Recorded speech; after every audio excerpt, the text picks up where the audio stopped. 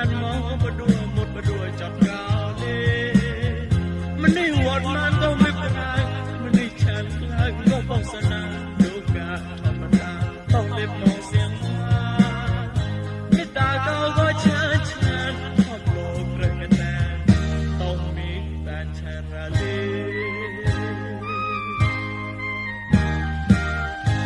ngoài cao màu hoa sâu vàng nhà tao lên mua quay lúa hoài lớn mọi người là tao khổ sâu nhô mình chán cao thôi mấy ta mua hiền ra nước cha ốp rạp có bình mà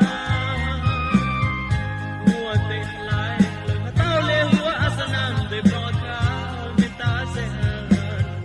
là bao chỉ ăn mấy ta cao lên cao cuối tao luôn con tao mau bài chỉ tổ mọi người chia ta đã cao tu tao ra với đuôi lòng son chén biết ta chế cô con cao có trong ai giờ trong mồ có cái chán áo bình một mồ khá mới đi tìm đi sân lại ba má là bạn đẹp có tay má tôi lên lúa và đuôi lòng son cao nước tao trả ra mùa hiền đại lý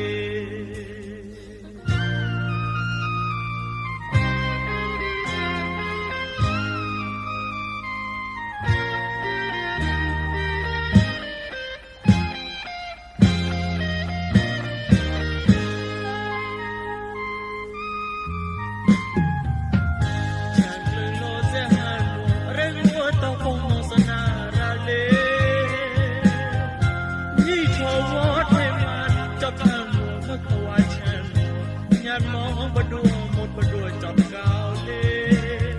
mình đi hoạt man có mấy phần ai mình đi chán lại có bao giờ nào đâu cả mong mình ta tao lên màu xiên hoa mình ta cao có chán chán học một trời cái này tao mi ta chán ra đi không ai cao màu hoa sâu vàng nhà tao lên mua vì đùa hoài lớn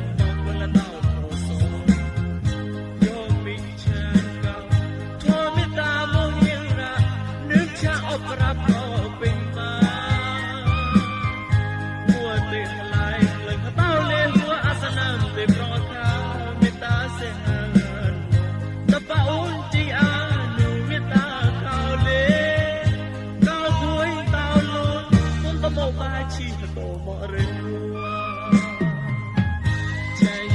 chạy chỉ ta đã cao tôi là tao giang mùa với đôi lòng soi chán người ta chế cô con cao trong mồ có cái chán áo bình một mồ khá mới đi tìm đi sân lại ba má là bạn việc có tay má tôi có lẽ